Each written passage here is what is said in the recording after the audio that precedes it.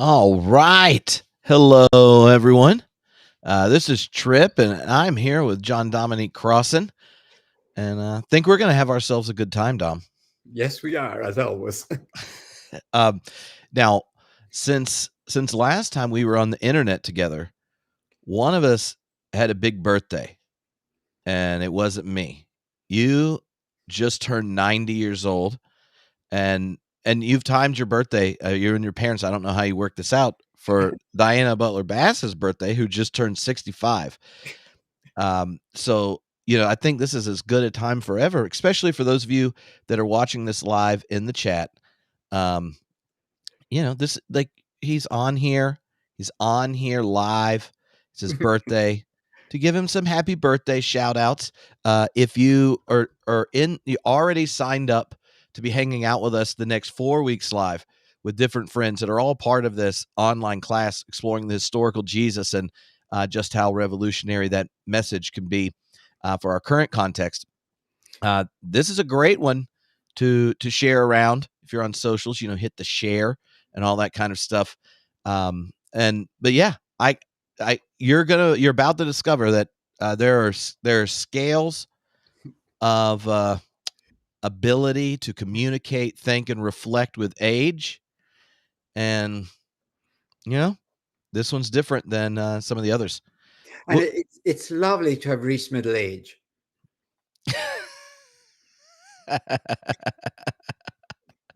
Standing up. Yes. And 2 weeks ago was also John Cobb's 99th birthday. Oh. So I don't know what that means, but apparently if you're a real big nerd, you just keep rocking it. So it's good this is good for everyone's longevity and well-being to be here. Thank God. That's right. But yeah, so just to give everyone an idea, Dom's going to be kicking things off with a visual lecture. And then after it, we will have some questions and such. If you're in the chat, it's one person keeps saying I'm breaking up. Let me know if that's true for everyone. I see no breaking up things on my screen, or the status of the signal says it's strong. So, but I'll be disappearing in just a second. Dom's going to present, and if you have questions related to this presentation, then you can just put the word question before you put in the chat, and that way I will be able to save them for afterwards. But then the next few weeks, next week, Brian Zahnd will be here, who's been engaging your work for a long time, and it's going to be fascinating to hear how different friends engage your work, and they'll be joining us to tackle questions that people are sending from the in response to the visual lecture series. So if people, and it says I'm echoing. This was interesting. The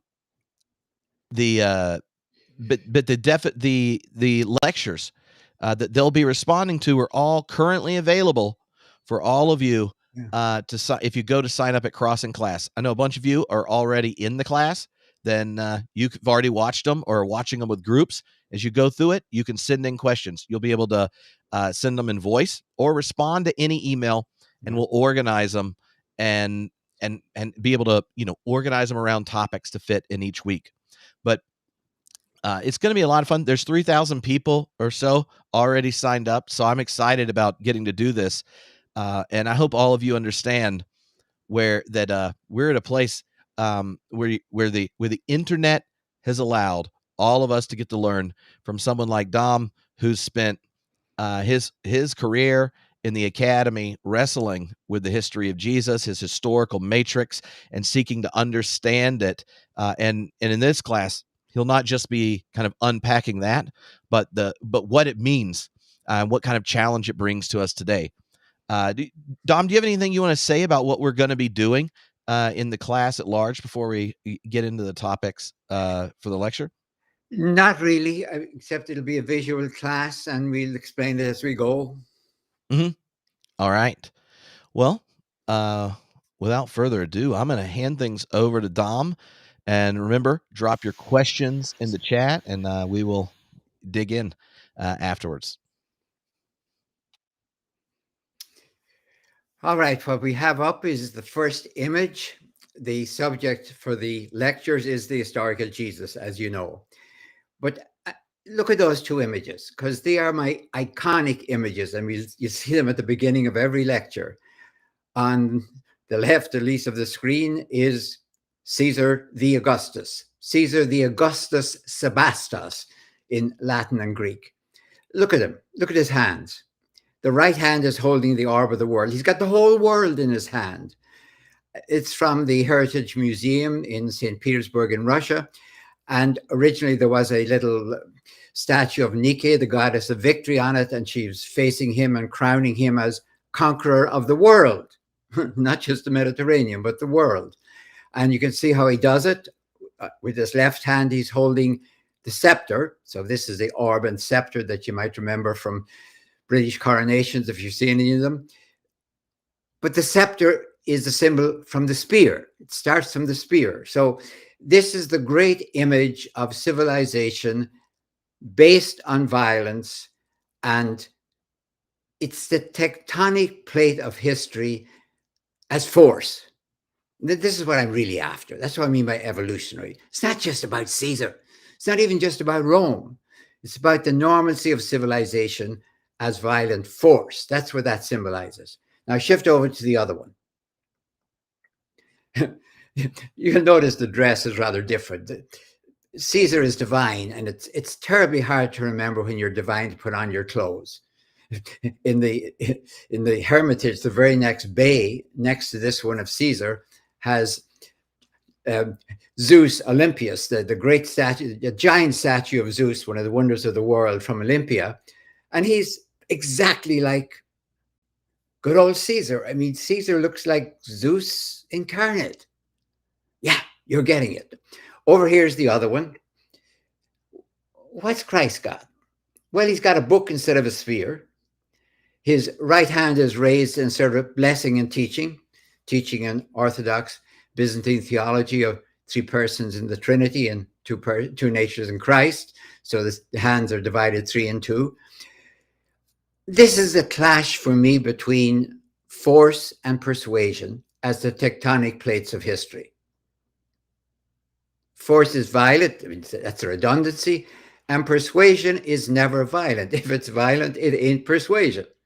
What I'm doing now is trying to persuade you. You can say, get lost, and I can't do anything about it. So these are the iconic images.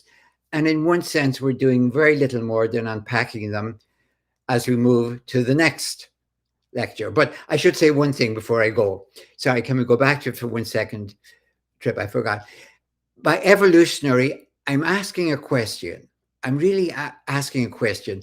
What does this clash of the tectonic plates of history, not what to tell us about Christianity or religion, though of course they're doing that, or even the Bible, but what do they tell us about human evolution?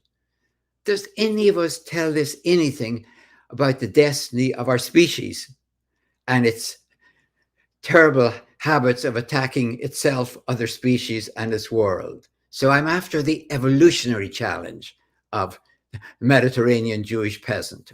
Okay, moving then back to the second one. It's going to be a visual prologue and 4 visual classes. I emphasize that. You know this probably if you've seen the Christmas stories and the Easter stories, or Trip myself. I'm experimenting with the medium and the message. The medium and the message. So I want to go very visual. I'm not speaking and showing images. I'm showing images and explaining. I'm seated here at the great theater at Miletus in Turkey. You may remember Paul sailed into Miletus according to the Acts. He'd have a heck of a job doing it today because Miletus is about 8 miles inland now as those great tectonic plates underneath Turkey move inexorably towards Greece.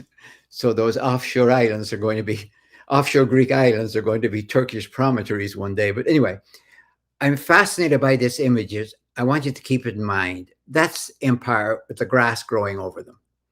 The great theater at Miletus. I'm actually not sitting there contemplating the decline of empires. I'm getting ready to show about 40 people in the inscription that's right where my left hand is. But we use it at least to emphasize visual and to say the grass trying over the triumph of empire. All right, moving to the next one. Now we're getting into today's subject. Jesus in theater, the afterlife of Jesus on stage and screen. Here's what's going on. Oh, by the way, that's another shot of a few years later at Miletus. We were there. The Borgs and the Crossans took about 40 people in search of Paul from about 2000 to 2014, went back to many of the same places. So here's what I'm after. We're going to do 4 lectures on the world, the life, the execution, and resurrection of Jesus. That was clear. I wanted to do one sort of a prologue and a promo, but I didn't want to be redundant. I didn't want to give you a summary of what's coming, because that's, so I was kind of puzzling what to do, to be honest with you. And then all of a sudden, there was a lot of talk about anti-Semitism, the ever resurgent anti-Semitism, the ancient discrimination of anti-Semitism. And I thought I wanted to talk about that on 2 levels. As we get into the historical Jesus, how to be careful that we guard ourselves against the anti-Judaism already present in the New Testament. It's already there. We're not reading it into it. It's heavy in Luke Acts, for example.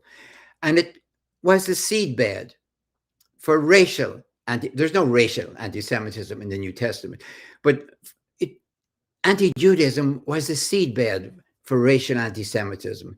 So I want us to guard against that. And I also want to look at my own experience, because you know what I was doing basically from the 70s on. I published in Parables, The Challenge of the Historical Jesus in 73. But what I was doing in the 60s is necessary to understand how I ever got into the historical Jesus and sort of the personal matrix within which I do see the historical Jesus.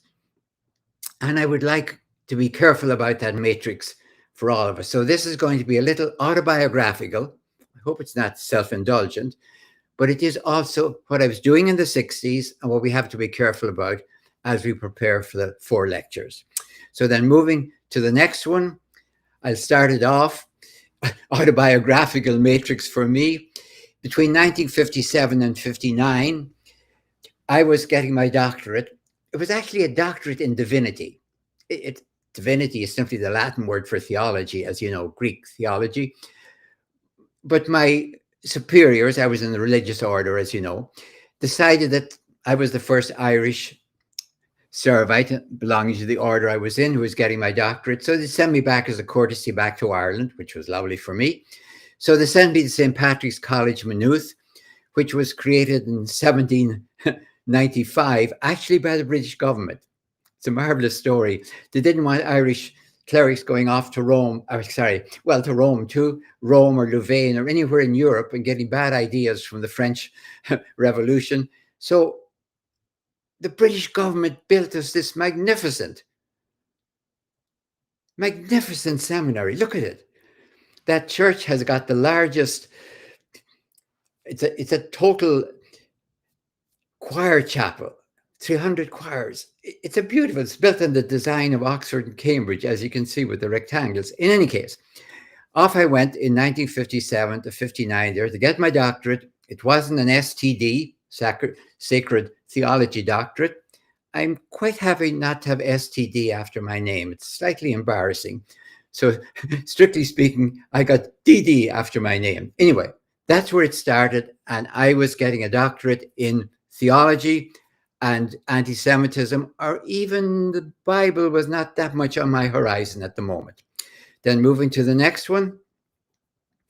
In 1959, my superiors, I had no thing to do with this decision. They simply said, sure, you had 5 years of Greek and 5 years of Latin in boarding school in Ireland. You're going to be a professor. And I said, thank you very much. And off I went.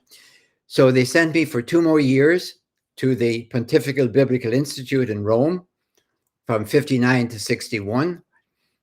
And those were gorgeous years to be in Rome. Really, really, really. Don't look at that picture. That's much long after the time I was there. It was mostly Vespas and Lambrettas rather than Fiats at that time. But the important thing was this was the years right before the Second Vatican Council, which was 1962 to 65. So I was in Rome, 59 to 61, at the Biblical Institute, when, as Wordsworth said, it was bliss in that dawn to be alive. So if you look at the next picture, next image, these are my professors. All Jesuits, of course, all priests, all Jesuits. Augustine Bea was late for class one morning in December of 59. He came late to class, and we heard the rumor he was made a cardinal. He was made a cardinal by John the 23rd to work on and lead the discussion in the Second Vatican Council on Catholicism and Judaism in terms of anti-Judaism. And this was kind of the first time it really registered with me. It wasn't there. It wasn't there in Ireland. It just wasn't growing up. But all of a sudden, your professor is talking about anti-Semitism. I think anti-Judaism probably was what he was talking about, because it's more anti-Judaism in the New Testament. My other two professors, Max Zerwig and Stanislas Lyonnais, German and French. Bea was German too, by the way. I graduated after 2 years. I was getting a licentiate or a master's again. I did it all backwards. I got a doctorate first, and then I got a master's. They were suspended from teaching. I graduated in June of 61. They were suspended from teaching in September of 61, and were only reinstated when the Second Vatican Council arrived. The whole place I was in, the Pontifical Biblical Institute, was just on a tightrope, actually, in terms of the Vatican. But this was the first time it began to register with me. There's something out there called anti-Judaism, and it's not out there. It's in these texts we're studying with the gospel theology, with Pauline theology. All right, moving to the next image. Here's what really did it for me. In 1960, right in the middle of when I was in Rome, my superiors in America were sending 40 people to a pilgrimage around Europe to Roman Catholic pilgrimage sites like Fatima in Portugal, Lourdes in France, where else? Lisieux. We even went to Monaco for Grace Kelly. She was like a kind of a Roman Catholic saint at the time. We stood outside the palace in Monaco quite deliberately and looked at the palace as part of her. But the important thing was, 1960 was the Passion Play at Oberammergau. And this became constitutive and generative for me ever after. Now, I was just going there as a chaplain with these 40 people. And it was just, look, my superiors were sending 40 people over. They didn't want to send a priest with them because that would be another airfare. I was in Rome, so they picked me up, said, get to Lisbon, meet these people, take them around Europe. 1960, I get to the Passion Play. You know the story. The people in this Bavarian village had, you can read it there for yourself, had vowed to enact the Passion Play every year on the centenary, at least, of 1634, and special other ones as well, of course, every decade on the decades. And it went on and on. So I was there in 1960 with my group. Look, I don't want you to read too much back into it, but it was constitutive. I saw in 1960 exactly the same version. It was unchanged, that Adolf Hitler had seen, and really seen. He went to it in 1930, before he was chancellor, in 1934, after he was chancellor. And remember, this is in the Bavarian foothills. In 1934, Jesus and Mary were Nazi Party members and had to be cleared after the war. Cleared in quotation marks. But Judas, ironically, was anti-Nazi. So in 1960, here's what happened. First of all, I was very cold. I wasn't dressed. We were doing a great big loop a southern loop from Lisbon to Rome to Oberammergau and back to Paris. So I was really dressed in short sleeve shirt, and it was freezing in the Bavarian Alps. But I was cold for all the wrong reasons. In 1960, what really struck me, and I mean it struck me, I'm not reading it back into it. We went, let's say, from 8 o'clock to 12 o'clock.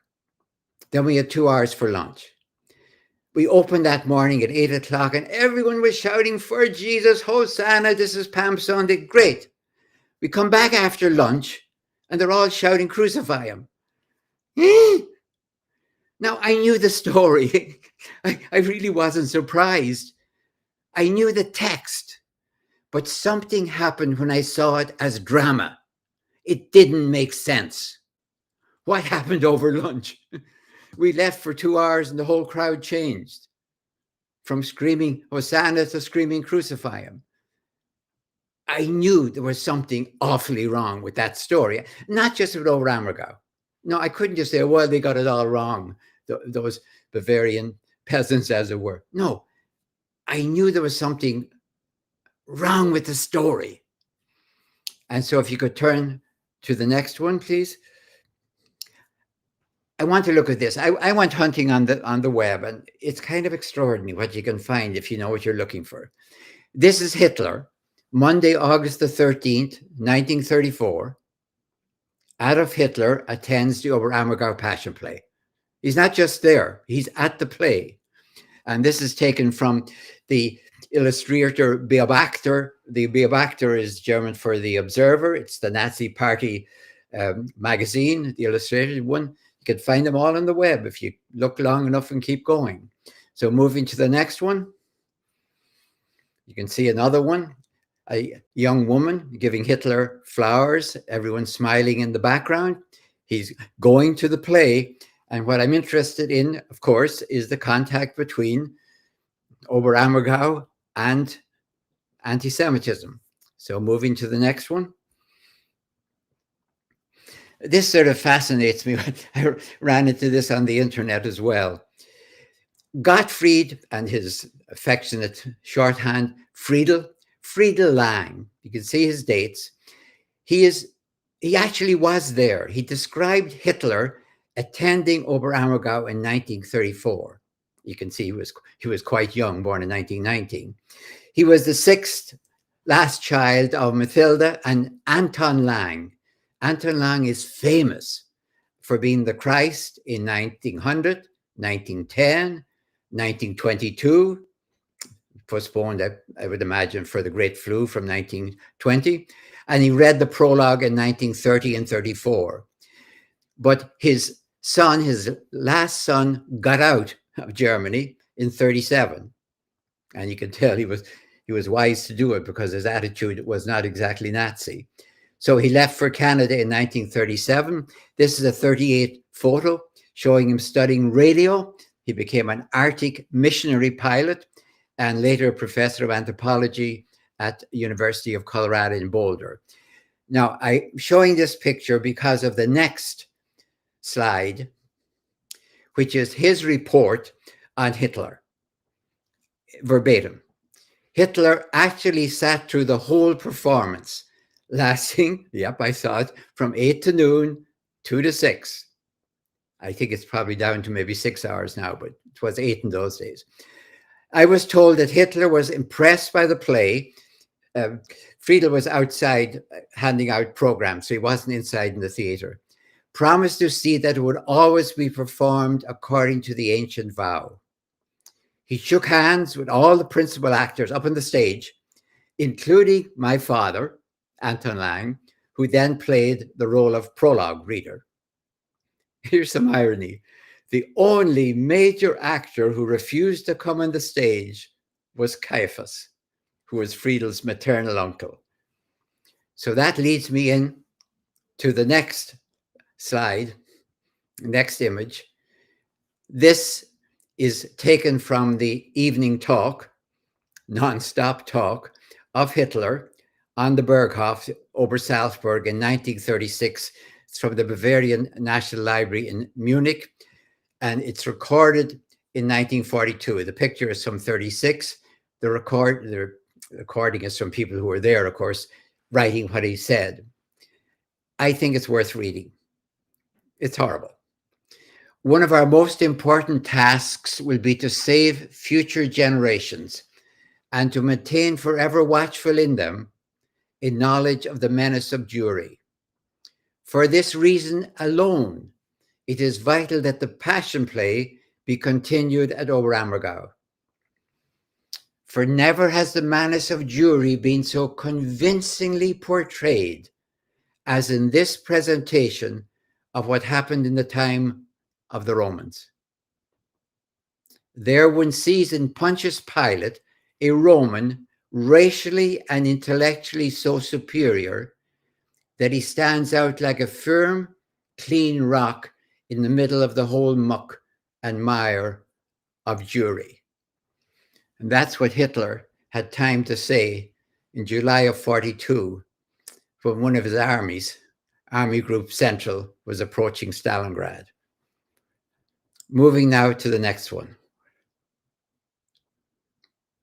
The reason I'm fairly sure of what I thought happened to me at Oberammergau is because the first ever scholarly article I wrote says this, and it is discussing the crowd. It's discussing exactly that problem that I caught at Oberammergau. How could the crowd be all for him in the morning and all against him in the afternoon? What happened? Or are there two crowds, two different crowds? Anyway, if our theological anti-Semitism, be it conscious or unconscious, has throughout the ages fed the streams of political or economic, national or international anti-Semitism, the problem of its origins in the New Testament must be faced before its effects can be eradicated. Now, the title, Anti-Semitism and the Gospel, it's published in Theological Studies, a Jesuit magazine. In 1965, please believe me, that was not exactly the general discussion in the 1960s, Anti-Semitism and the Gospel. I do not mean I was alone, not for 1 second, but it was not exactly the major issues. And you can see my name. I was teaching that year at Iona University, just that 1 year. My name is my name in the order. John is my civil name, Dominic Crossan. Okay, so all of this is important for me because it confirms for me that I'm not just reading back into Oberammergau later knowledge. All right, moving to the next one. Now, I went to Oberammergau in 1960, of course, as a priest and the chaplain with a group. Sarah and I went back in the year 2000 just to see, because the text I'm quoting had been extensively revised and expanded. The text. Now, the trouble is, please, when you portray something on stage and screen, all sorts of funny things can happen that don't show up in the text. I mean, it's as simple as whether Caiaphas has a taller hat than Pilate. Whether Caiaphas, as he was in 2000, was carried in on the shoulders of a sedis gestatoria, like the Pope used to be carried. So anyone watching this would say, wow, this guy, whoever he is, I mean, I don't even know his name, but boy, he must be important by that other guy over there whose name if you're watching it, you're reading that Caiaphas is much more important, much more in charge than Pilate. I mean, funny stuff happens in drama. That's what I'm saying. Here's actually, I had the text ahead of time. I had studied it. I went to watch the changes. I had the German and the English with me, bilingual text. And I counted things. Now, what they're trying to do is make this a bit for not all the other Jews are against them. There's some for him, there's some against him. Fair enough.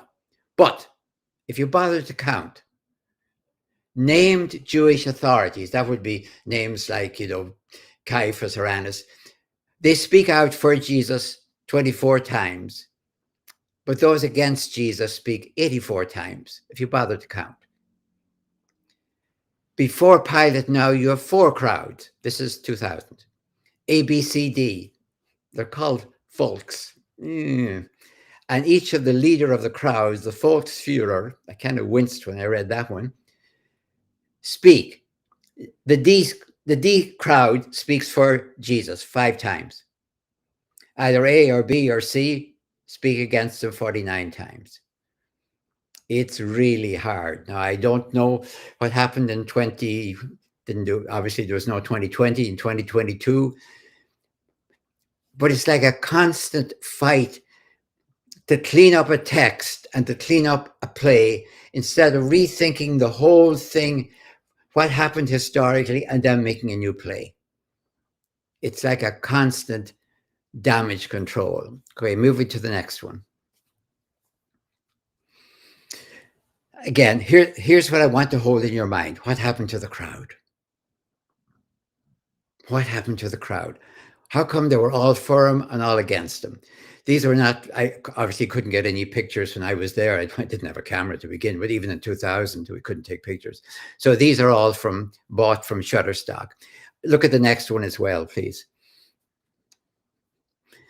Here's where you can see the crowd. These again are Shutterstocks.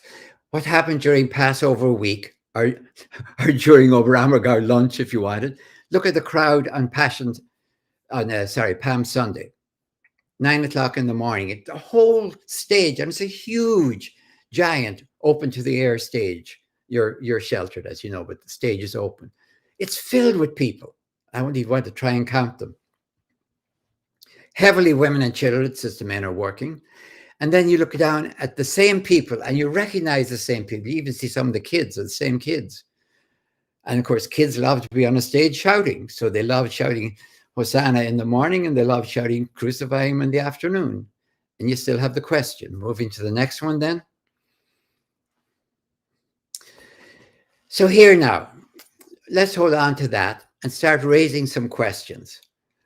A lot of this we will come back to, of course, in the 3rd lecture on the execution of Jesus, but it kind of pervades the whole attitude with which we go into it. That's obviously a shot of Mel Gibson. Again, one of the few ones you can get and use. It's from The Passion of the Christ of 2004. He is giving directions to his main actor.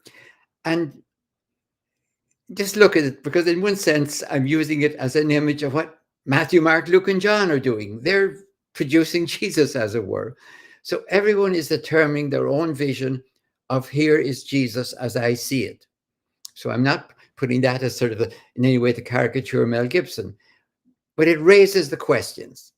So what I want to do now is to raise fundamental basic questions that should be there before you begin, not in cleanup afterwards. So you take this out, you take that out, and you don't do this and you don't do that. And it's a constant fight. So these are the questions. As you move from the gospel text, that's where I'm starting, by the way, to passion play, here are certain questions. And please be aware that these are questions from the text, in the text, if nobody had ever made a passion play or a passion movie. Moving then to the next one, Trip, please.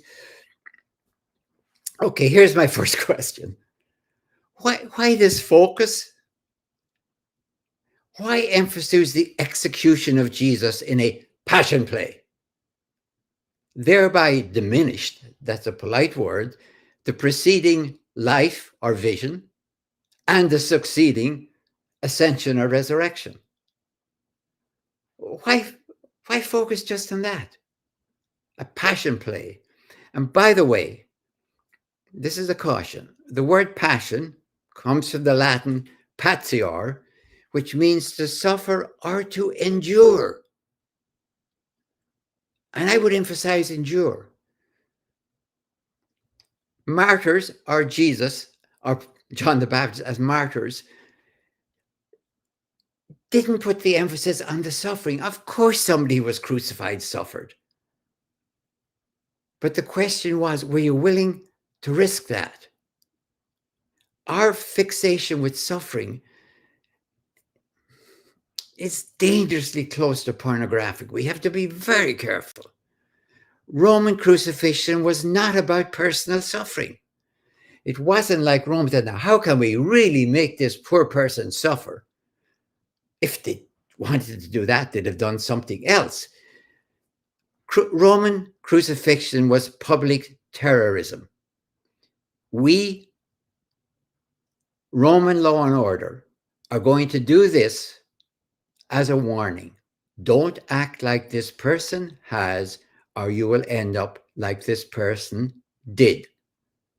Therefore, it required trained, expert torturers who would scourge a person to the point that the person would not be able to resist them on the way to the cross, but would still be alive to be put up on the cross. That took expert torturers, not just a band of soldiers. So Rome used this for public demonstrations, for warnings. It wasn't about suffering, though of course the person suffered. All right, moving to the next one. I mean, this came to me when I watched Mel Gibson's movie. I got to see it here in Orlando about a month before it came out. And I brought home this poster from it. I had the original of this poster. Look at it. Look at what he's written down in white. Dying was his reason for living. Jesus came to die. It really wasn't too much important if he wandered around Galilee, kind of looking for an executioner or something. Jesus, dying was his reason for living. I would have said living was his reason for dying. But if you even look at Matthew, Mark, Luke, and John, none of them simply told the death. All of them had life before and resurrection afterwards. So my first question is, what's this fixation? And I include in that walking into a church and seeing nothing there in front of you but a cross. What's this fixation? All right, moving now to the next one. It's another question. Here's a second question. And this will take up here most of the rest of the discussion. Literary mode. How do you distinguish in a passion play or movie between historical fact and apologetical or polemical fiction? How do you depict each accordingly? And what I'm going to do is do a kind of a case study. I want to do something now, but I'm not going to do exactly the same when we come to the third lecture on the execution. We do more. I want to ask, for example, is the Barabbas story history or parable? And by parable, I mean Markan parable, a parable from Mark, not from anyone else. Is it, in our best historical judgment, a piece of Roman history or Markan parable? Then moving to the next one, that's what I want to explore. For example, this is one of the few images that I could get. I was searching the web for images from the Passion of the Christ that I could use. Mel Gibson's The Passion of the Christ. Most of them were close-ups of Jesus suffering. I was trying to find crowd scenes. I couldn't find them that I could use. But this is one I did find. This is the image, obviously, of Pilate in the middle with his right hand gesturing towards Jesus standing against the pillar. And over the other pillar is Barabbas, held by soldiers. So I want to ask, and watch how I try to decide, is this history or parable? And if it's parable, how are you going to handle it? So let's take a look at the next one then. I'm going to break down that question to 4 sub-questions. Let's call them 2A, 2B, 2C, 2D. Here's question 2A. First of all, is an open Paschal amnesty credible from anyone in charge anywhere in the whole world ever? Now, underline that word open. By open, I mean that a ruler, whoever that ruler is, says, I will give you whomever you want. Of course, rulers can grant an amnesty. Of course they can. Sometimes even presidents, before they leave, grant amnesty.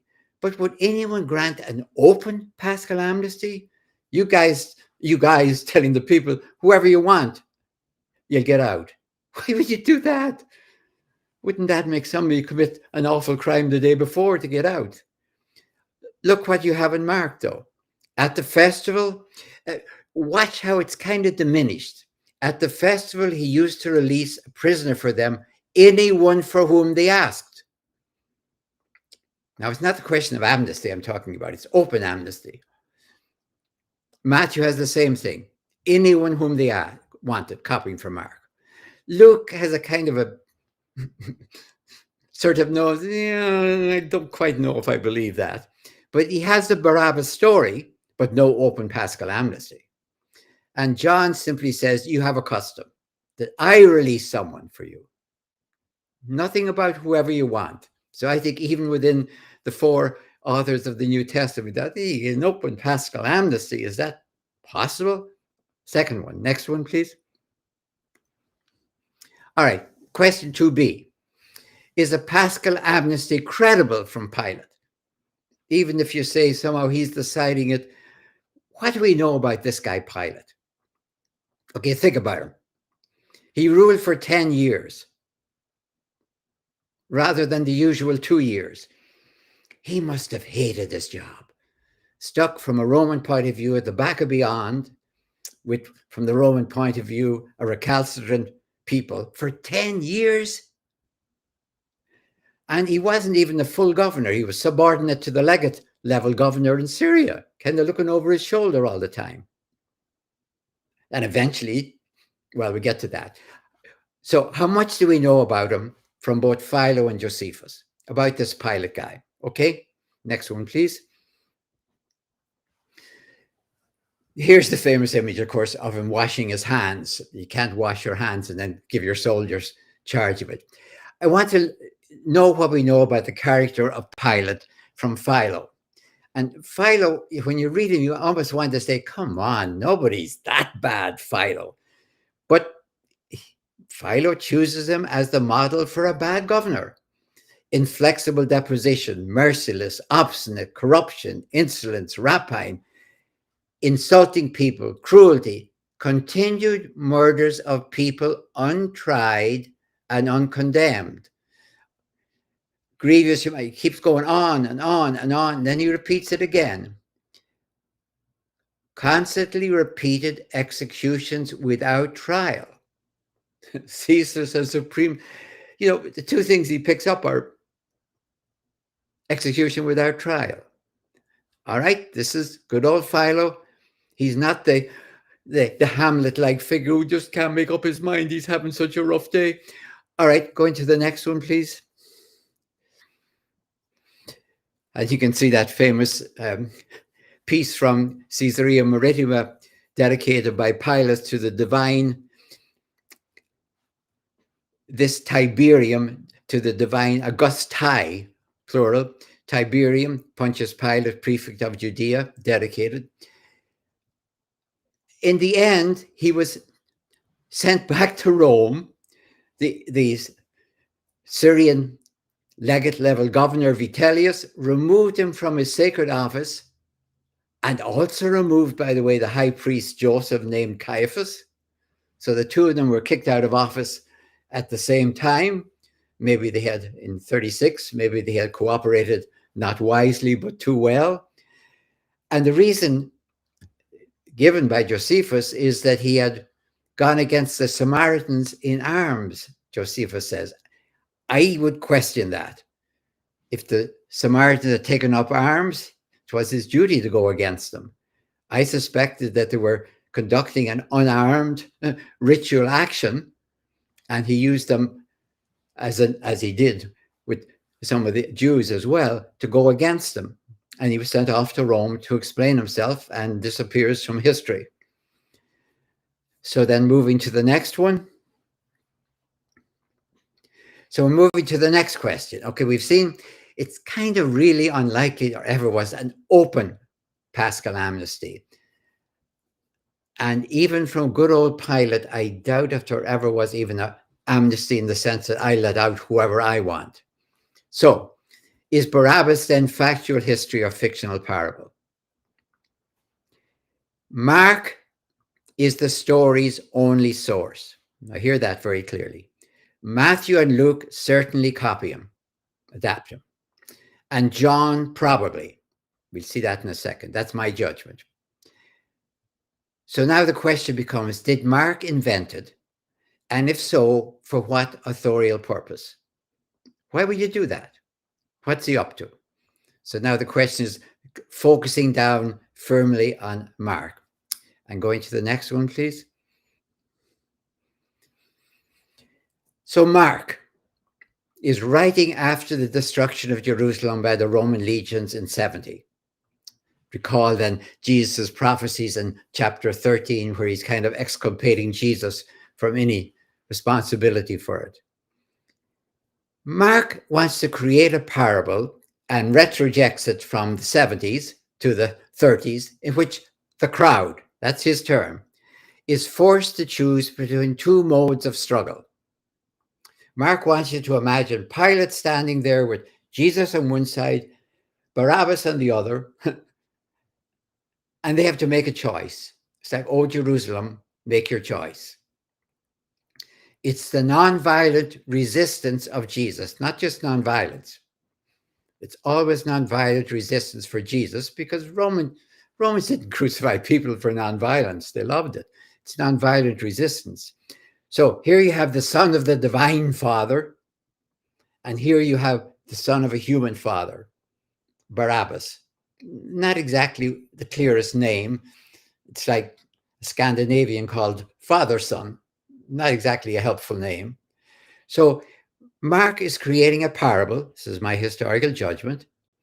And he's saying in the 70s, O Jerusalem, when you had a choice between two forms of resistance, the nonviolent resistance of Jesus, the violent resistance of Barabbas, you chose the wrong option. He's speaking to refugees, I think, from Jerusalem. Probably, I would say, around Caesarea Philippi. I don't think Mark was written in Rome. That's my judgment. And he's explaining to them the wrong choice. I think it's a parable as much as the Good Samaritan or the prodigal son, say, are parables of Jesus. And of course, they have data from their times. All right, so moving to the next one.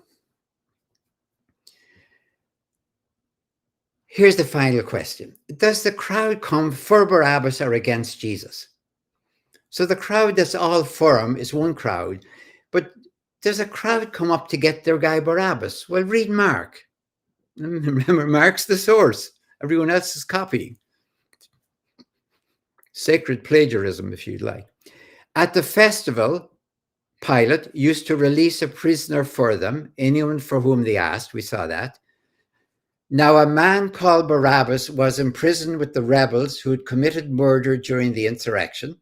He's a freedom fighter from the Jewish point of view. So the crowd came and began to ask Pilate to do for them according to his custom. Now, as I read that, the clear thing is Pilate, in Mark's story, Barabbas is in jail, and the crowd comes up to get him out. Now, for example, if Mr. Gibson had asked me to be his historical consultant, on the day he was filming this, I would have said, how are you going to decide how many people are in a crowd? You have to get your extras, and you have to decide, and you have to pay them all, so you have to make a judgment. All it says in the source is the crowd. Now, that depends on context. If you're dealing with a honeymoon, two's company, three's a crowd. If you're dealing with, say, the president signing a bill in the Oval Office and it says the crowd of senators pressed around the president, what are you thinking, 20, 25? Now, if you ask me as a historian, how many people would be in the crowd coming up before Pilate to ask for the freedom of a known rebel who had committed murder? I would say 6 to 8 to 10 is pushing it. Because Pilate might think, good, here's more of them. Grab them all. They're his friends.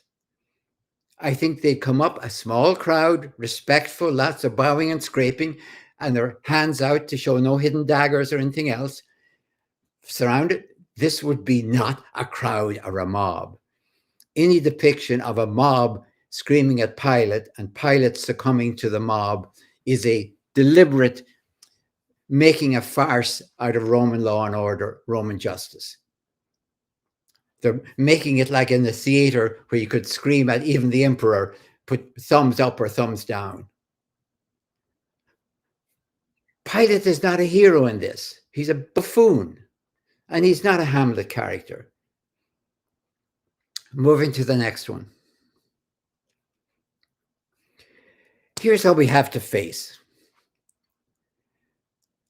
I have those 4 emblems, those lovely emblems from Sagrada Familia. You can see they're written in Catalan. Mark, Matthew, Luke, and John. Follow the money. No, follow the source. How many sources do we have? And I want you to think about this. For this passion story, wouldn't you think we'd have 4 versions? We have Mark. And certainly, from the scholarly point of view and my own viewpoint, he's copied into Matthew and Luke. It's like these 2 authors don't have any other data. Don't you have another alternative story? You got to follow Mark and make a few changes. And that raises the huge question then, is John, the final one, an independent source, which it is for some very good scholars, but I'm not convinced at all. I think we only have one tradition, the Markan tradition, for the Passion story. And therefore, we have to ask very carefully, what is Mark doing? So, for example, turning to the next slide. Look at these changes. I'm just looking across Mark, Matthew, Luke, John. And you're asking, who is shouting against Jesus? Who is this? Okay, who's the X who come up for Barabbas? Look what Mark has. Mark consistently says the crowd. It's achlos, singular in Greek. The crowd, the crowd, the crowd. That's Mark. Now watch what Matthew does to that. He talks about the crowds. I don't know how many he said the crowds, but it's bigger than the crowd, I presume. Second time he says the crowd, same as Mark. Then he all of a sudden expands it to the people as a whole. Pas, ha, laos in Greek. And laos in Greek is people in the sense of we the people. It's the people. It's not just, the people coming out of a shop or something. It's the nation almost. So that's Matthew. I don't see that as a separate tradition. I see that as Matthew changing. Now, Luke, once again, has the crowds. So he changes Mark.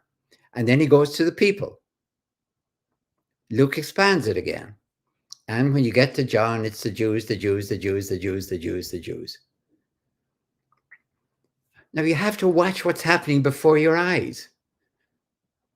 It's moving across from Mark through Matthew and Luke to John in ever widening, expansive circles, as it were, of responsibility. So moving to the next one.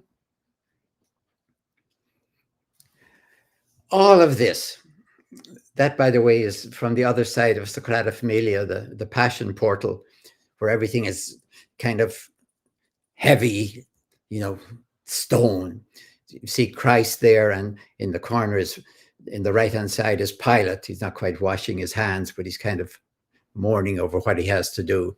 Okay, I'm using today as preparatory historical therapy, and I'm not saying that, please, for the audience. It's for myself, because it started in 1960 and it's never lit up. It's preparatory historical therapy, because when you're talking history about this, it's not like talking history about, say, the Homer or the war against Troy. This is fraught. To avoid prejudices of anti-Judaism or anti-Semitism, in any reconstructing of the historical Jesus, I have two things I want to hold always in our mind. Moving to the next slide. Here's the first one. This is from Josephus in Jewish Antiquities. I don't think you'll ever get a more succinctly accurate summary of what happened. Pilate, upon hearing him accused by men of the highest standing, proton andron is the Greek, amongst us, these would be the high priestly families, condemned him to be crucified. Accused to Pilate. Pilate only Pilate could crucify or condemn to death for that matter. People could, high priest could make an accusation, and you don't have to demonize them. Caiaphas was a quisling in plain language. At his very best, he mediated between his people and the Roman authorities. At his worst, he simply betrayed his people to them. Looking at the next slide, this is the second thing you must hold on to. The high priests of Jerusalem's temple, and especially the 7 from the family of Annas, were neither popular wit nor representative of the people as a whole. They just weren't. This is Josephus, by the way. The 4 families were official collaborators under direct Roman occupation. That's what they were. At their best, they mediated between their people and the occupiers. At their worst, they collaborated fully with the occupation to the detriment of their people. But if you look at the next slide, in any case, here's what we know about them. The Sicarii, the high priests, and urban terrorism. The hidden dagger assassins, or Sicarii, at festivals, mingled with the crowd, stabbed their enemies. Who were their enemies? First, Jonathan the high priest. And here's the description of Josephus from terrorism itself. The panic created was more alarming than the calamity itself. They were not trying to terrorize people. They were assassinating priestly collaborators. That's what they were doing. In the crowds, at festivals, they were using daggers to assassinate high priestly collaborators with Rome. Also, the zealots, the high priests, and regime change. When armed peasant bands were forced inside Jerusalem as Vespasian's net came southward and pulled them all inside besieged Jerusalem, they summoned one of the priestly clans and cast lots for a high priest. So let God choose it. And they chose a village priest, not one of the aristocratic high priests. So yes, the high priests accused Jesus before Pilate, who crucified him. And the high priest did not, from everything we can tell from Josephus, who was himself a priest, of course, and high in the priesthood, represent the people. So now if you could look at the closing image. Okay. You know, I spent 2 years at the French School of Archaeology in Jerusalem, 65 to 67. And this is the only picture I have from those 2 years.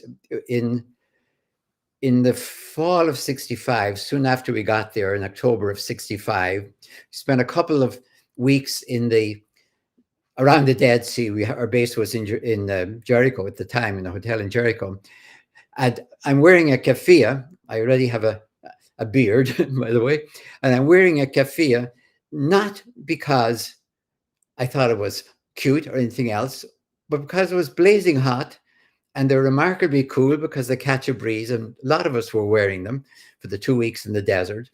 But I'm standing on the earthquake fissure at Qumran. My 2 feet, my left foot and my right foot in the picture, small picture, are on the same actual step. It just torqued, as it were, like that. And I looked absolutely villainous. I'd been working on a beard for quite a few months. I don't think you'd buy a used camel from that guy. But here's the point. Studying anti-Semitism in the Gospels on the death of Jesus during the 60s led me to focus on the historical Jesus in and since the 1970s. That's what got me into it. I didn't start with the historical Jesus. I started with the problem of anti-Judaism or anti-Semitism as a seedbed in the Gospels. And then from that, the 60s, it led kind of more and more about Jesus. But I think it has been what would you call it, like a substratum all throughout my work on the historical Jesus. Watch very carefully for anti-Judaism or anti-Semitism in the New Testament. And I think that is pretty much it.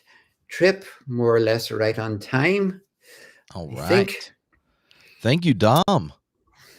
So we got sent in a bunch of questions, both in advance and during this, in all the different places it is streaming. And one that I think might actually help us get an idea of what it is a historian does when trying to wrestle with these texts, both the gospel text and the different historical data like Josephus, Philo, and such, is help us understand what the gospels are, their origin story of sorts, and how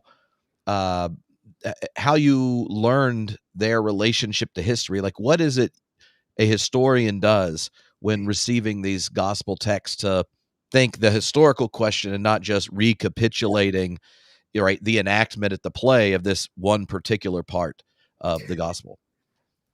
Well, I'm going to say three things you have to do. And maybe three things I did might be what I'm saying. The first one is to read all the other texts from the same period. You know, if you can read them in the original languages, that's great. But that's not an excuse not to do it, especially now with so much is on the internet. So you know the text all around. So, for example, in those two images, if I find I'm reading a text and it says Jesus is God, Jesus is divine, I don't know, how could a human being be divine? I've already read that Caesar, who is a human being, was considered divine. And I can ask myself, okay, now, what was the job description for a divine human being in the first century? I don't say, how could Jesus be ever divine? And when I ask that question, I know the answer. You have to do something of transcendental value for the human race, or at least for your own little segment of it as they see the human race, and thereby reveal some aspect of the God. So Caesar brings peace after 20 years of savage civil war, brings peace to the world in his hand. Wow. If he's not a God, what do we need them for? So you have to know the text. If you don't, then you're going to read Jesus did this, Jesus did that. You say, ooh, wow, it's like reading Genesis. Hey, they had talking snakes in those days. Didn't know that. They don't do it anymore. Must, got mad at us. Well, how would you know? You could say, well, I don't think they did. Well, you don't think I do. So you read, for example, the Trojan War, go way back. The whole Trojan plain was filled with god and goddesses running the show. Well, do you believe that? So you read the text, then you go to the sites if you can. And I'm going to say now, if you say, well, I was very lucky, I was. I belonged to a religious order that sent me all over the Middle East. I was everywhere. Iran, Iraq, everywhere. I was terribly lucky. Well, at least there's the internet now. So you get to know the sites. So you locate the texts in their sites. And then many of the sites are in ruins, which is also a good lesson. So you have to visit the museums, because that's where all the good stuff is put. So you have to know what I call the matrix. I'm using that word to avoid the term context, which separates text and context, or background and foreground. You have to know what's going on in the same way that everyone here, when they turn on their television, knows if they hear the name Biden or Trump, they don't think, who are they talking about? You're in the matrix. Now, You got a 2,000-year-old stuff going on. You have to get back in the matrix. It's a discipline. And it's hard to do, and you don't let on that you're ever able to do it 100% because it's interactive. That's what you have to do. And so what's the kind of, I don't know, baseline account among scholars about the origin of the Gospels themselves, and what the evangelist of the text them, like, who were they, when did they emerge, and how does that shape the way we read them, right, when we read something in the Gospel of genre but are trying to ask historical questions? I'm going to say it's a waste of time, with all due respect, that question, that external question. These are just so many names put on them. But it's a very serious thing when you do an internal profile. Now, when I read Mark, you saw what I did with Barabbas. When I try to locate him in his own time and place, all of a sudden it makes sense to me why he would create a Barabbas.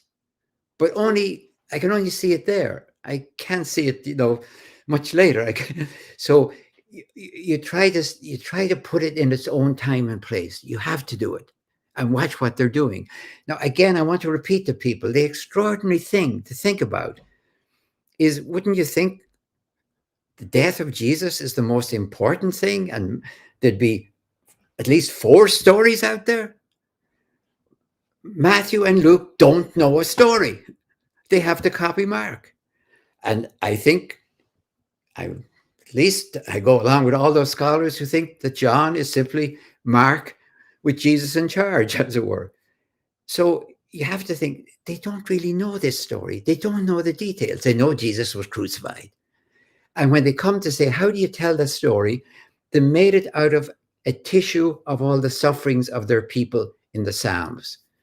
Now, they're not just filling it out. They're saying Jesus didn't just die. Well, that's bad luck.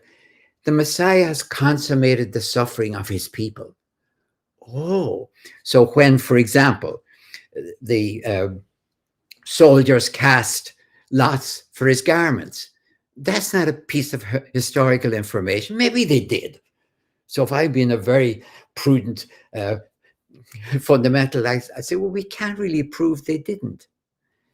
No, but that loses the power of it, which is that in the Psalms, when a bereaved person is talking about,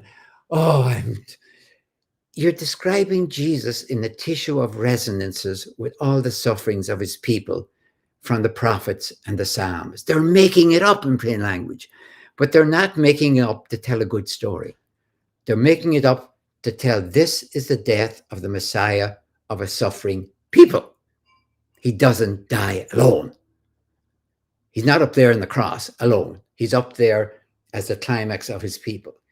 Now, I find that far more profound, moving, and powerful than saying, well, I think maybe the soldiers did really do that with the sword and with the spear, I mean. So again, I'm asking people, don't spend time saying, was it a John or a Mark? Go internally into the text, work out a profile of the author, authorial profile, let's call it, not authorial identity. And you can learn a lot. That about, for example, if you want to understand Luke Acts, don't worry about whether he's the Luke that, Paul mentions in Philemon or anything else. Watch, for example, that when he tells the story of the escape out of Damascus, which Paul tells and says the Nabateans wanted to seize him, Luke says the Jews wanted to kill him. Oh, that tells me about this author. The Jews wanted to kill him. That's crucial. So I would say, yes, do authorial profile internally. The rest is just wasting time. I take that back. It's not wasting time. It's doing something that cannot be answered, so you don't ask what can. Yeah. There were a couple questions around language, both anti-Judaism, anti-Semitism, anti-Zionism. And part of that, right, is just the complicated history, the ongoing reception and interpretation of text, and then the ongoing centrality of the land itself and fights around it. Like, have you how do you see those different concepts overlapping? Was there a switch in scholarship over time from anti-Judaism to anti-Semitism and these kind of things? Yes, there was. And in one sense, I'm almost exclusively talking about the danger of how you could see anti-Judaism in the Passion Play leading into racial anti-Semitism with Hitler. I'm not touching at all anti-Zionism, which is, I think, another form of it. Maybe it has nothing whatsoever to do with the New Testament, but my responsibility as a New Testament scholar is the New Testament. So my focus is on that. I don't know, as other scholars have done, the history, say, of European anti-Semitism or of Middle Eastern anti-Zionism or anti-Semitism, or how you would separate that. That's a separate issue for other experts to do. But mine is to be very careful. Let me point my criticism to watch Luke Acts, for example, very, very careful, especially when he brings Paul into his matrix. Because remember that example I just gave you is quite crucial. He knows the story of the escape from Damascus, but it's about the Jews guarding the gates of an Arab city to kill Paul. No. I'm not going to say, well, maybe they were working for the Nabateans. No. That's anti-Judaism. Did when you think of your own kind of story of awakening to this and wrestling with it in scholarship from your first kind of published article, how when you think of your teachers and first kind of raising the question of anti-Judaism in the New Testament, was there kind of conscious reflection at that point in Catholic scholarship of the anti-Semitism post World War II in text? Like, what role and reflection was taking place within biblical scholarship or Catholic identity? That would have kind of made the soil of sorts for where these insights first happened. Yes, and I want to be very clear. I may have been a minority, but I was not alone. I mean, it started really with Augustine Bea. That's when, and the Second Vatican Council. That's the first time I think it became a major issue. What would we do? What about Matthew's? His blood be upon us and upon our children. Those were really major issues. I was seeing it actually, I think, more powerfully because I was seeing it not just from a text, but from a play.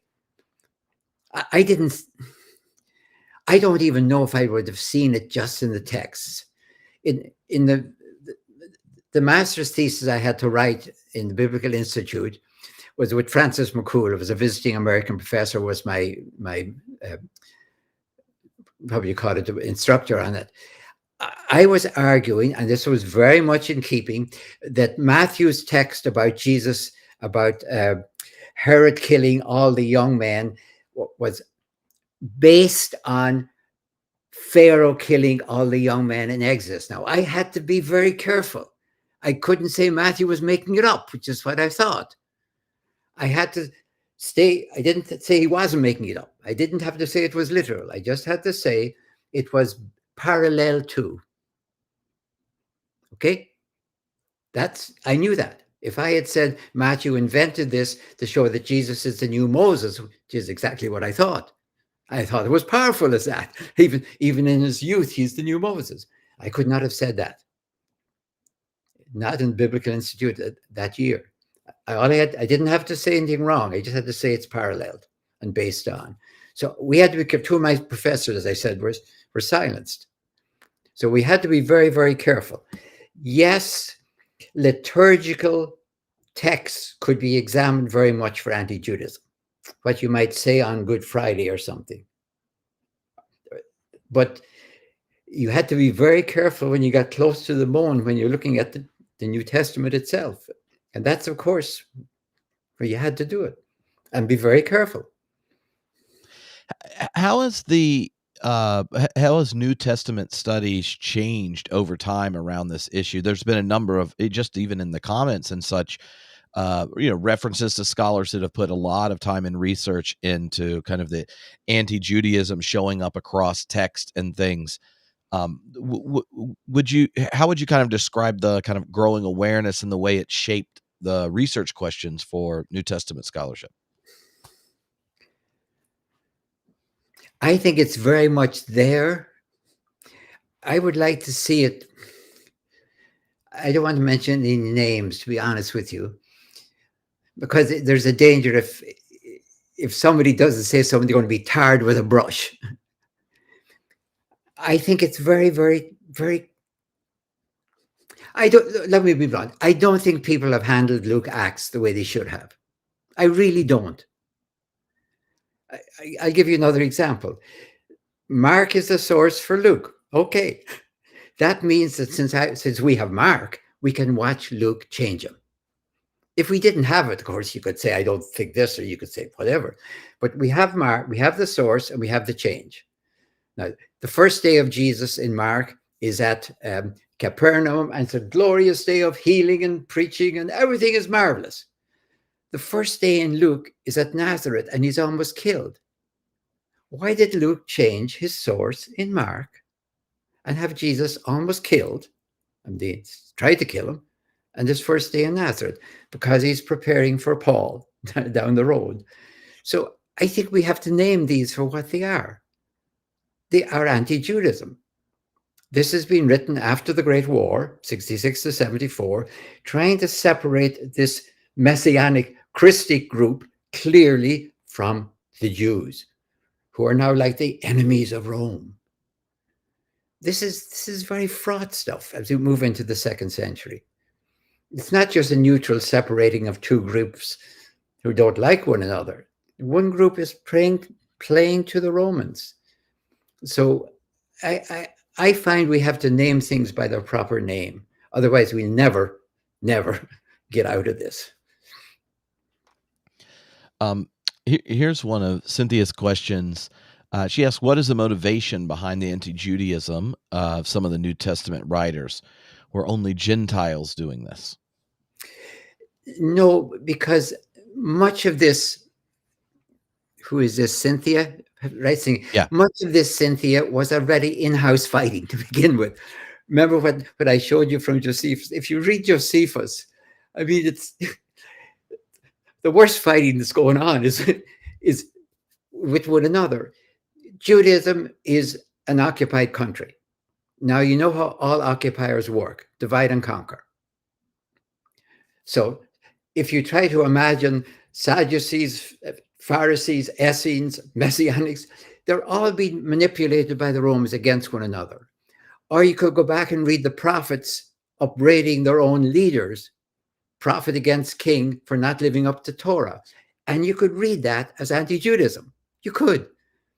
I can read, for example, if I wanted, a prophet who's speaking against the king for not observing justice for the widows and the orphans. And I could say, see, that's the way Jews are. That's unfortunately where it began. It began by reading texts that were self-critical, and would that 4th century Christianity had been as self-critical, to be honest with you, when it had power. When Nathan went up and told off good old David to his face. You could take these out and you could say, see. Now you take it into the New Testament. They're already, everything is worse because it's an occupied country. And you could say, well, see, it's all in there. But, you want it. You can find it. You can find these. So it starts really there. Then it moves from being an intrafamilial fight to eventually a group separating itself, let's call them Christians at this point, from their own Jewish matrix. And they're doing it in a dangerous point, not when they're just two groups separating, but when the Jews have risen against Rome in 4 BCE, 66 to 74, 115, 132. So if you say, well, we're not Jews, we're not Jews. Or you're even saying worse, well, the Jews didn't accept our Messiah, so we're the true Jews. It's very easy to do. You almost do it unless you're carefully not doing it. You'll slip into it.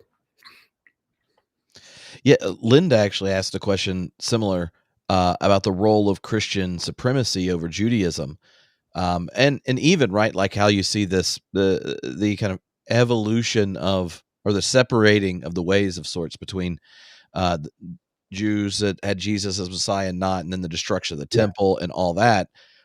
How that same kind of assumptions of anti-Judaism in the text generate a logic of Christian supremacy that we then hook up to empire and export towards other peoples as well. And Linda, the truth is that a lot of scholars, and I'm not criticizing them, I am just describing them, spend a lot of time arguing at what moment did it happen. And it's very hard because it's like what moment a divorce between a couple happens. It happened for sure. That's the truth. And I'm going to put it very bluntly. For me, as a Christian now, speaking as a Christian, I wish that Judaism had never given up on Jesus. I wish Judaism, what they think about it is their business, but this is me speaking. I'm very glad that Judaism didn't say, well, you know, we'll stick with the mission of the Talmud. You can have the Bible. You've taken it over. You can have it. No, they kept the Hebrew Bible. You can have your Greek Bible. I wish they had said, we keep our Hebrew Jesus. We think he may not be the Messiah, but he died at least for us. We will keep our Hebrew. You can have your Greek Jesus. I wish they'd done that. It would have kept us more honest. We wouldn't have been quite so easy to make up everything we wanted about Jesus being anti-Jewish if there was another one over there. In the same way as we can't just say whatever we want about the Bible because somebody is reading it over there and saying, no, you know, when Isaiah said that, the Jews weren't waiting for 700 years for a fulfillment. You know, you couldn't get away with it quite so easily. If you had the power, maybe you could do something. But so I see, if I could play with Paul's example of a graft onto an ancient olive, I see an olive tree with two stems. That's the way I see Judaism and Christianity. Whether each side likes it or not, I couldn't care. I see it as a valid coming out of the matrix of the biblical tradition and Second Temple Judaism. I see Judaism and Christianity with a common stem. I think if Moses came back in the year 200 and looked at both of them, I'm not sure who would have amazed him more. The Christians saying, well, we're your descendants, and the rabbis saying, well, we're your descendants. Maybe he'd recognize Hebrew and say, well, you're closer to me or whatever. I don't know. But they were both came out of the horrors of the first century, the destruction of Jerusalem and its temple, and the destruction of Jesus. That's the way I see it. Mm-hmm. So one question here, and this kind of connects to the Luke Acts question. Jay asked, in terms of the anti, didn't this begin with Paul critiquing Peter, James, Galatians, with this Torah-free gospel against Christian Judaizers? No, I think what happened was you could begin it there if you want to, but Paul was absolutely Jewish. That's what you have to say. Paul was Jewish, so was Peter. Now, what's going on there? How much of this is coming out of Luke Acts, by the way? Read Galatians over against Luke Acts. The compromise in Galatians was that Peter would go to the Jews, Paul would go to the Gentiles. All right, they were already having a tension. Of course, the tension was already there. Maybe if you want to start the split, it starts at that moment. But that was within Judaism. Paul considered himself, my term is a messianic, I use the term Christic, as you know, messianic, Christique, to avoid confusion with Christian, which is the later separated thing. This is a struggle within the Jewish community. That's what's going on. So it may eventually have led to this, but supposing the Gentiles had not been the least bit interested in Paul, I don't know what would have happened. Supposing, if we want to play counterfactuals for a moment, supposing the wars against Rome had never happened, the Jewish wars against Rome, then I think If everything had happened, Constantine would have looked around the world around 325 and said, one emperor, one empire, one new city. Judaism looks like the religion we should all be.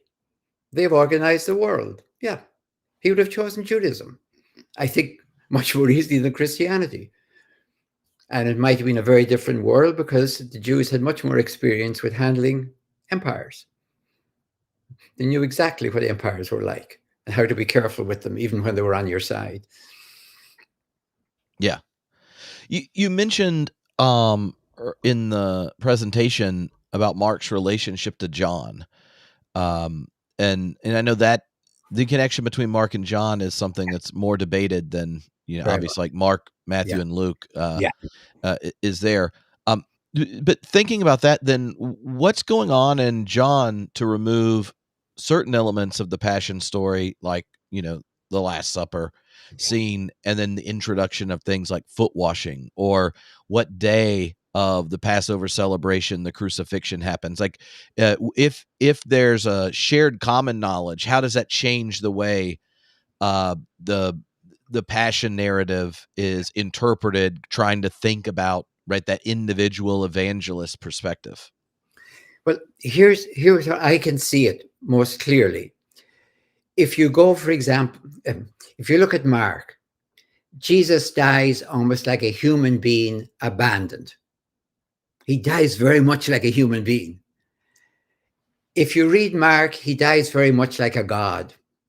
It's like, how do you crucify a god? Very, very carefully. So, for example, go to the Garden of Gethsemane. In Mark, Jesus flattened the ground, right? And he says, if it is possible, let this cup pass from me. And then he's abandoned by everyone. Now, look at John's account of that. Who falls to the ground in John? The spira of troops. That's 600 troops. They come to take him. Jesus says, I am. They're all on the ground. And Jesus says, of course I'm going to drink the cup of the Father. Does everyone leave him? No. Jesus says, you came for me, let them go. Jesus runs the Passion in John. In Mark, for example, he cries out, Eloi, Eloi, lama sabachthani, and they laughed. He's calling him out Elijah. Let's keep him alive for a few more minutes to see if Elijah comes, and they give him some sour wine to keep him alive. It's mockery. Now look what happens in John. Jesus kind of is on the cross. I mean, it's almost unreal.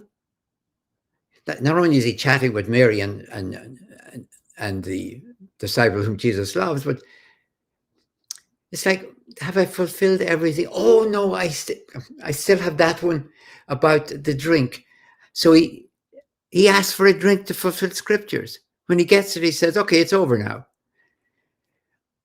I see John as having taken Mark, and maybe Matthew and Luke, but at least the synoptic tradition, and said, okay, it's not going to be Jesus dying as a man in agony and abandonment, but as a God, and being buried accordingly.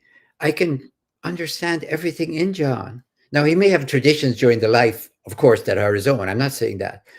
But I think in terms of the Passion and the resurrection, I don't see much that strikes me as independent tradition. And by the way, I would like it, because I do my best work when I have independent traditions and play them against one another. I really do. I would love John to be an independent tradition. And it is a huge question why nobody has another story besides Mark. And the answer, I think, is it's made up of this tissue of reflections from the suffering of Israel. In other words, it's not history remembered, but in my phrase, it's prophecy historicized.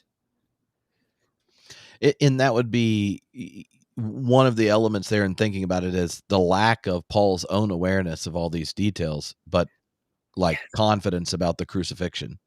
Yes, and I would even press this more, because before we got the four Gospels, before 70, we only had the Gospel according to Q, and we call it that, which has nothing whatsoever about Passion or resurrection, by the way. It's not in there. And it's not just it's omitted, it's not in their theology. Jesus is wisdom who comes down to earth and is rejected, and wisdom always goes back to God. So you have Paul emphasizing death and resurrection in the 60s, let's say 50s and 60s, and Q emphasizing the life. And you have the two components that come together in Mark. So we should look at the stuff that was there before Mark, Matthew, Luke, and John as well. And it might help us understand why so much depended on Mark, because he was the first one that brought the two things together, as it were. Now, whether he knew Q, I don't know. Whether he knew Paul, I don't know. But the two matrices are there, and he's brought them together. Yeah. Well, this has been a bunch of fun, Dom. I'm very excited about the class in general. For those of you that are already signed up in the welcome email and all the emails you get through the class, there's a link to the resource page. It has the videos for the 4 other lectures that Dom's going to do, the visual lectures. They're there so that you can watch them and send in questions in advance. And we've tried this a number of different ways, and we found out, like a number of you are probably going to discover in an hour, that after you marinated on the presentation, oh, now I have the question I wish I'd thought of immediately. And so remember to go check out the question, check out the visual lectures, and then send us the questions. You can send them in audio, respond to any of the emails. Next week, when we get back together at the same time, we'll be joined by Brian Zahnd, who's spent quite a bit of time engaging Dom's work, but then also it has impacted and shaped the way he's engaged his own ministry. And so there'll be some conversation around those connections, and then we'll be pulling together the questions and the big topics that show up in what you send to rally there. Obviously, you'll all be able to send questions in live if you want, but sending them in advance when you think about it, and maybe if you're in a group with a number of people and you watched it and discuss it, oh, this is the one that's most important to us, or that kind of thing. Sending it can really help the interaction part tackle the questions on as many people's minds as possible. If you haven't signed up yet, you can go to crossanclass.com and donate anywhere between $0 and $1 million. But more than that is not allowed, Dom. It's forbidden. You have to put a lid on it somewhere. Yeah, you just got to put limits. And for those of you that are doing these in church groups, let me know if you send in the big question that comes up from your discussion group and such around the lectures, so that we can attach it to a congregation and location when we discuss it. But yeah, any parting words, or as we head out and they get to go check out the visual lectures before next week? No, thank you very, very much for this. The 4 of them are the world, the Roman world, the Jewish world, then the life and vision of Jesus, and the execution. I'm saying execution because we kind of domesticated crucifixion. He was executed publicly, legally. And as Paul said, if Jesus was crucified by Roman law and order, what price law and order? Which is always a good question to ask, what price law and order? And then the resurrection, especially the resurrection. We want to ask why it was resurrection and not just ascension. So that's the next 4 weeks in a couple of words. And thank you always for your questions and your help. All righty. Well, until next week.